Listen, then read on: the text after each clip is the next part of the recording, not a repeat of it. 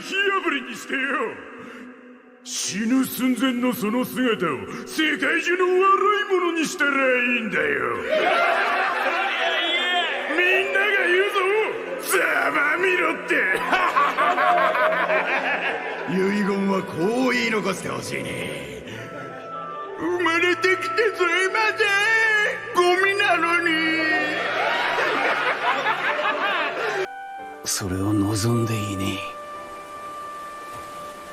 While it can be difficult to understand why Ace did not find his affirmation through Daden and Garp, it might have a lot to revolve around the fact that he still heard a lot about his father Goldie Roger, and maybe somewhat felt kind of a calling to this pirate life, despite the best ideas and hopes of Garp. And by calling, I want to be very clear here that I kind of mean in the sense of a divine calling. We see often in certain One Piece panels that there is an indication of kind of a destiny for the characters, if you will, and they all sort of have something they're called to in the realm of ultimate meaning and purpose. So for Ace, that does seem to end up in the life of a pirate.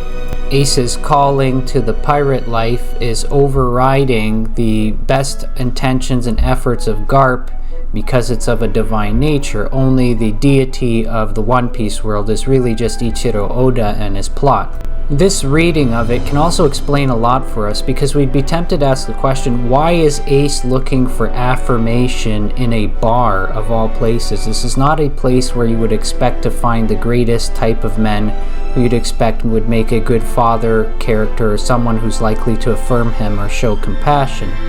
And the answer to that is probably that it's likely you'd encounter a pirate in a bar. It seems that Ace is probably looking to find a pirate, and a pirate who will affirm him as a future pirate without looking ill on him on account of his lineage. Something like that makes sense to me. It's almost as if in an ideological sense that when Ace is saying no one wanted him to be born, he's not only implying those who literally thought that if Goldie Roger had a son he should be tortured to death, but also that in a sense characters like Garp and others who'd want him to become a marine or something other than a pirate are killing him. In a way, they don't want him to be born because part of his destiny involves becoming a pirate.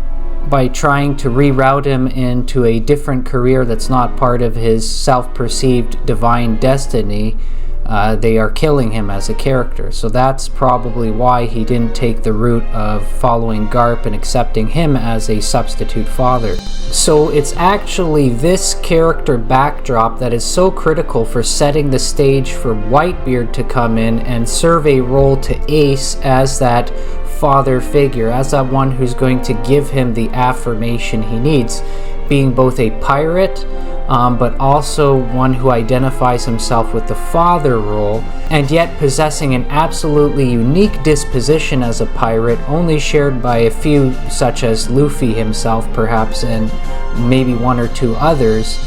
This disposition to not dominate his crew and to not dominate all other pirates.